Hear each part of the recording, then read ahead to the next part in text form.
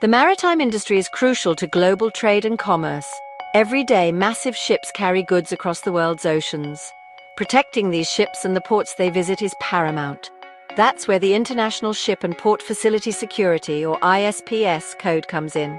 Adopted in 2002, the ISPS code is a comprehensive set of security measures designed to enhance the security of ships and port facilities. The ISPS code was developed in response to the growing threat of maritime terrorism. The 9/11 attacks highlighted the vulnerability of the maritime sector. The international community recognized the need for a unified approach to security. The ISPS code, adopted by the International Maritime Organization, or IMO, provides a framework for international cooperation and information sharing. The ISPS code is vital to maintaining a secure maritime environment. It establishes a common baseline for security measures. This helps to prevent acts of terrorism and other security incidents. The code also facilitates international trade by creating a more secure and efficient maritime transportation system. The ISPS code is a living document, constantly evolving to address new threats. The IMO regularly reviews and updates the code to ensure its effectiveness. This ongoing adaptation is vital to staying ahead of the curve in the face of evolving security challenges.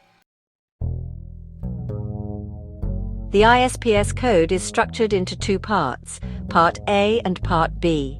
Part A contains mandatory requirements that all ships and port facilities must meet. These requirements cover a wide range of security measures. Examples include access control, cargo security, and security drills. Part B of the ISPS code provides guidance on how to meet the mandatory requirements of Part A.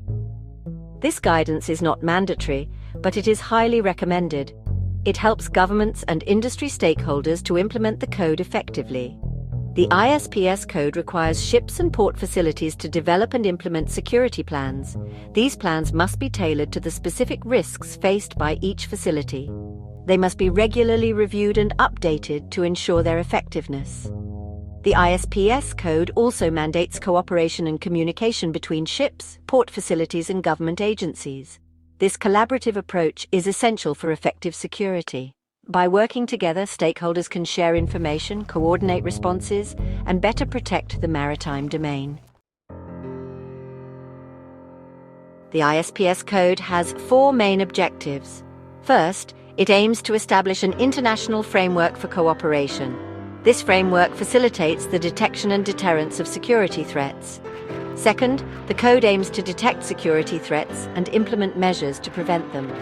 Third, the ISPS code aims to gather and assess information related to security threats. This information sharing helps to identify vulnerabilities and develop appropriate countermeasures. Finally, the code seeks to provide a framework for response to security incidents or threats. The ISPS code recognizes that security is a shared responsibility. It requires cooperation and coordination among governments, port authorities, shipping companies, and shipboard personnel. By working together, these stakeholders can create a more secure maritime environment. Training is paramount for the effective implementation of the ISPS code. All personnel involved in ship and port facility security must receive appropriate training. This training should cover the requirements of the code, security awareness, and specific security procedures. Training should be tailored to the specific roles and responsibilities of individuals. For example, security personnel will require more specialized training than other port workers. Training programs should include practical exercises and drills to reinforce learning and test preparedness. Regular refresher training is essential to ensure that personnel remain up to date on security procedures and best practices. The maritime industry is constantly evolving and security threats are constantly changing. Regular training helps to ensure that personnel are equipped to deal with the latest threats. Implementing the ISPS code presents several challenges. One significant challenge is the cost of compliance. Implementing the required security measures can be expensive, particularly for smaller companies. Another challenge is the need to maintain a balance between security and the efficient flow of trade. Overly strict security measures can lead to delays and disruptions in the supply chain. Finding the right balance between security and efficiency is crucial. The diverse nature of the maritime industry also poses a challenge. Ships and port facilities come in all shapes and sizes. Developing and implementing security measures that are effective for all types of facilities can be difficult. Furthermore, the human element remains a significant challenge.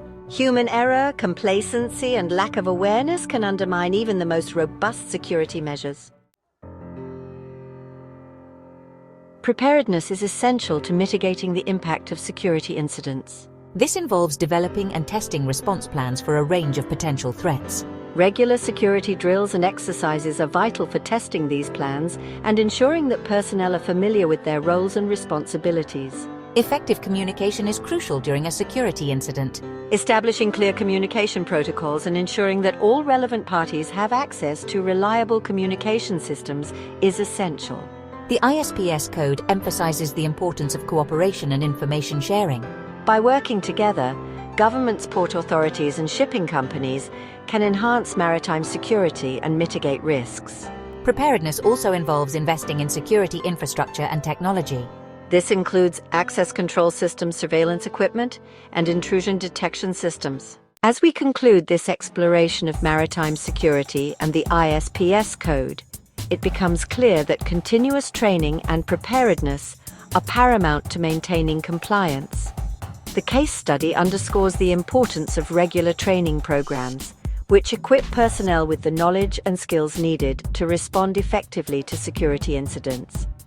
By staying vigilant and investing in these critical training initiatives, maritime organizations not only ensure the safety and security of their operations, but also contribute to a safer global maritime environment. The future of maritime security hinges on our collective commitment to these principles. As we look ahead, it is essential for all stakeholders, governments, port authorities, and shipping companies to remain proactive. By fostering a culture of continuous improvement and cooperation, we can navigate the challenges of the ever-evolving maritime landscape and build a more secure future for all. Thank you for joining us on this journey through the intricacies of the ISPS code and its role in safeguarding our maritime world.